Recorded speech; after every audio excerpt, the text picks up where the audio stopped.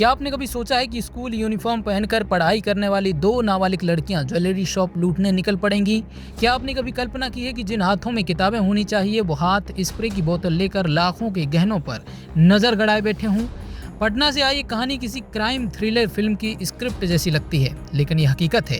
दो स्कूली लड़कियां, चेहरे पर मास्क, ज्वेलरी शॉप में ग्राहक बनकर एंट्री, दुकानदार से गहने दिखाने की मांग और फिर अचानक आंखों में स्प्रे छिड़क कर लूट की कोशिश।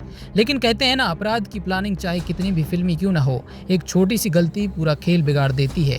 और यहाँ भी कुछ ऐसा ही हुआ। मामला पटना के दीघा थाना क्षेत्र के कुर्जी इलाके का है। शुक्रवार शाम करीब 5:30 बजे दो नाबालिग लड़कियां मां वैष्णो देवी ज्वेलर्स में पहुंची। दोनों ने मास्क लगा रखा था ताकि पहचान छिपी रहे।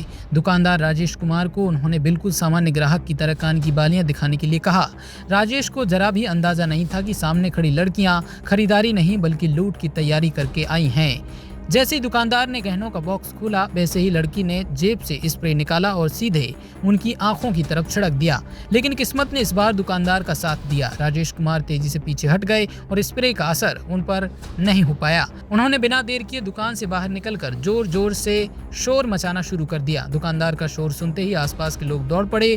भीड़ को देखकर दोनों लड़कियों के हाथ पांव फूल गए। एक लड़की मौके से भागने में कामयाब हो गई, लेकिन दूसरी को लोगों ने दबोच लिया और पुलिस के हवाले कर दिया। बाद में पुलिस ने पकड़ी गई लड़की की निशानदेही पर उसकी साथी को भी खोज निकाला। पूछताछ में जो कहानी सामने आई उसने पुलिस को भी चौंका दिया। दोनों लड़कियां नाबालिग निकली और एक ही स्कूल में पढ़ती हैं। उन्होंने पुलिस को बताया कि पैसों की तंगी के कारण उन्होंने यह रास्ता चुना। योजना यह थी कि ज्वेलरी शॉप से गहने लूटकर किसी दूसरी दुकान में बेच दिए जाएंगे और जल्दी पैसा मिल जाएगा। यानी मेहनत से कमाई नहीं बल्कि शॉर्टकट से अमीर बनने का सपना।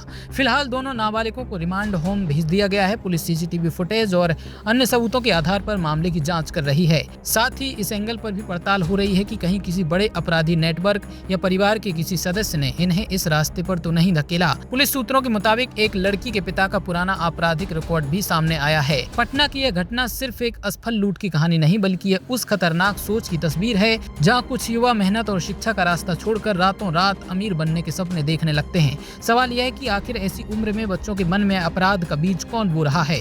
सोशल मीडिया पर दिखावटी ग्लैमर, गलत संगत या फिर आसान पैसे की अंधी दौड़? फिलहाल दो स्कूली लड़कियों का फिल्मी प्लान फ्लॉप हो चुका है, लेकिन इस घटना ने समाज और परिवार दोनों के सामने कई बड़े सवाल जरूर खड़े किए हैं। वीडियो पसंद आया हो तो हमारे चैनल चौथा खंबा को सब्सक्राइब जरूर कीजिए।